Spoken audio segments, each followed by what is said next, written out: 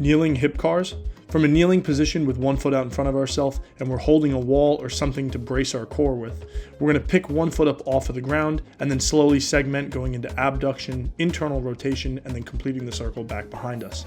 The goal is to articulate your hip through the largest range of motion you can, so do not move your torso or your lower back in this process. You want to remain with a tight belly and brace yourself against the wall. While doing this, we need to focus intently with trying to access the largest range of motion in our hip we possibly can, so don't just rush through this.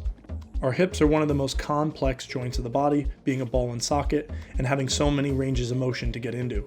So we need to have adequate strength and mobility in our hips to reduce our risk of injury in life, as well as performing heavier movement patterns in the gym. We also want to be checking side to side for any asymmetries. So does it feel like it's harder to lift your leg off the floor or get into rotation or abduction? Pay attention to that, because your body is speaking to you, letting you know what tissue we need to lengthen and loosen up before we come back and try to perform this again.